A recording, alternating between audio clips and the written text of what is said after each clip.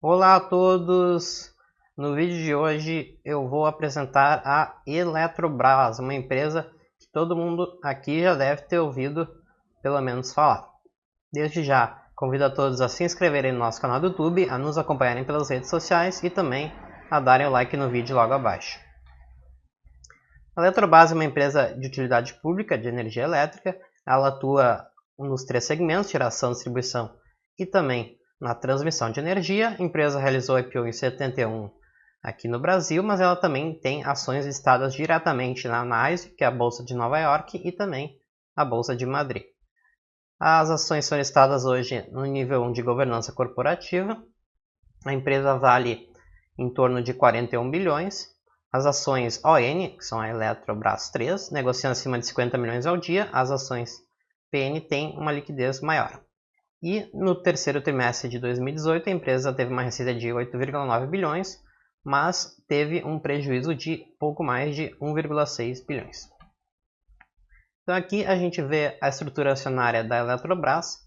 Como todo mundo já deve saber, quem controla a empresa é a União Federal, e, portanto aqui na parte das ações ON, a União detém 51%, também tem uma participação muito grande do BNDES, tanto diretamente como através do seu braço de participação, o BNDESPAR, que totaliza 20% do capital votante.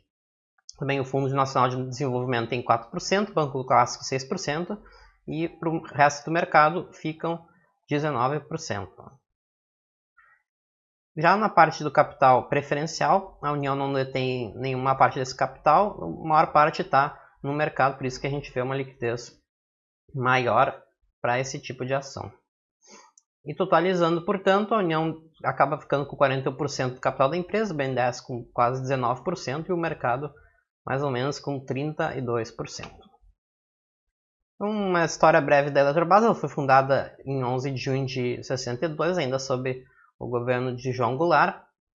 E ela foi constituída como uma holding de empresas, inicialmente através somente de empresas de geração e transmissão elétrica, e posteriormente, após a crise do petróleo, ela também adquiriu distribuidoras que foram vendidas, como a gente vai ver mais para frente.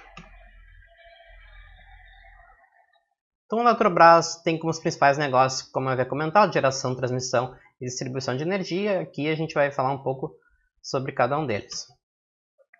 Mas antes eu queria mostrar aqui como que a Eletrobras organiza seus negócios. Ela possui empresas nas quais detém quase o capital inteiro, né, que a gente chama de subsidiárias integrais. Então aqui tem Eletronorte, Chesf, Furnas, Eletrosul na parte de geração e transmissão, e também várias outras empresas. Aqui um destaque para a parte do Itaú Binacional. A empresa detém 50% da usina elétrica de Itaipu, enquanto que o Paraguai detém os outros 50%. Aqui é um arranjo um pouco diferente do restante, né? Então ela acaba tendo, enfim, diversos negócios, e cada uma dessas subsidiárias também possui, às vezes, joint ventures no nível das subsidiárias. Então acabam ficando muitos negócios diferentes. E aqui à direita a gente vê também que a Eletrobras ela tem uma participação minoritária, às vezes diretamente, em algumas sociedades. Falando um pouco de geração de energia, essa é a principal divisão da empresa, com quase 57% da receita em 2017. Quando a gente fala em geração, a gente está falando principalmente de geração hidrelétrica, mais ou menos 90% da geração total da empresa, né, a queda d'água. Mas ela também tem outras usinas térmicas, nuclear, eólica e solar. Tá? E quando a gente vê as concessões da Eletrobras, aqui excluindo Itaipu, que funciona num regime diferente, a gente vê que, em termos de capacidade instalada, o vencimento ele é bastante longo após 2040. E para ter uma ideia do tamanho da empresa, ela responde hoje por 30% da geração total de energia do país. Então aqui à direita a gente vê o mapa das usinas da Eletrobras no país, né, como esses triângulos azuis representam as usinas hidrelétricas, como que todo mundo aqui deve já ouvir falar de Itaipu, como eu havia comentado. Tem também Belo Monte, que está em construção, Jirau, Santo Antônio, Xingu. Mas ela também tem uma participação na usina nuclear de Angra 1 e Angra 2, que são as únicas usinas aí que tem no país, né? E também uma participação bastante grande em termoelétricas. Como ali a gente vê bastante no norte, onde tem bastante reservas aí de gás natural. E quando a gente fala de energia solar, há também uma pequena usina ali, a gente vê em Santa Catarina, aí na bolinha amarela, mas que é uma unidade bastante incipiente, assim como as unidades eólicas, a maior parte está ali no Nordeste e alguma coisa no Sul também. A segunda parte de negócio da empresa é a divisão de transmissão de energia, responde em torno de 25% da receita. E aqui no quadro abaixo a gente vê que são concessões bastante longas também, né, com uma média aí de anos até o término das concessões acima de 27 anos. Nesse quadro à direita a gente vê as linhas da Eletrobras em azul, assim como as linhas nos quais ela tem parceria, né? Ela atua via joint venture ou outras parcerias.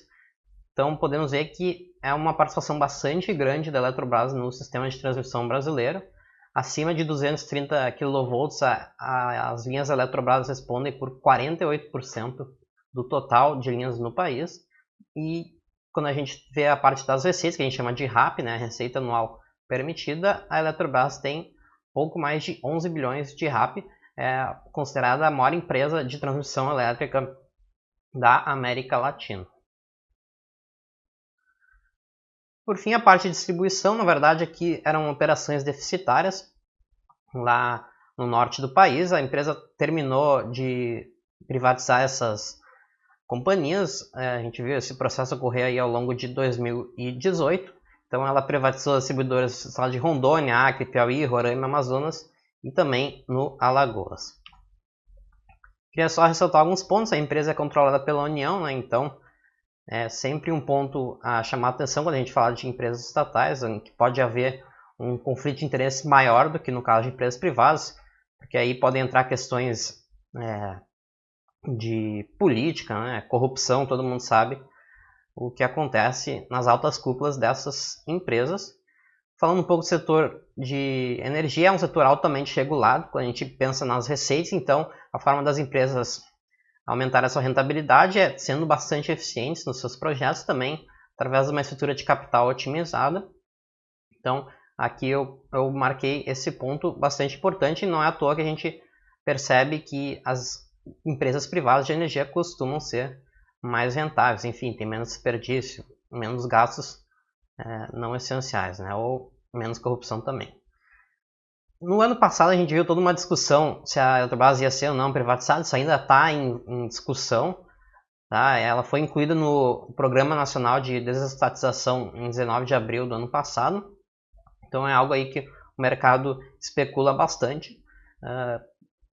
Tudo indica aí que é um tema ainda que não está definido, mas como a gente viu no ano passado, pelo menos alguns negócios já foram vendidos, e se o tom for esse mesmo, de reduzir a máquina estatal, melhorar a eficiência dessas empresas, talvez, mesmo que a empresa em si não seja privatizada, ela pode acabar vendendo outros ativos, enfim, que pode acabar diminuindo a dívida da empresa e permitindo que players privados abocanhem uma parcela maior deste mercado.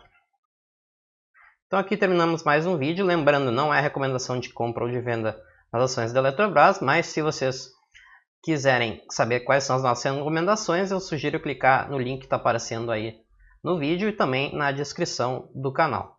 Obrigado mais uma vez e até uma próxima.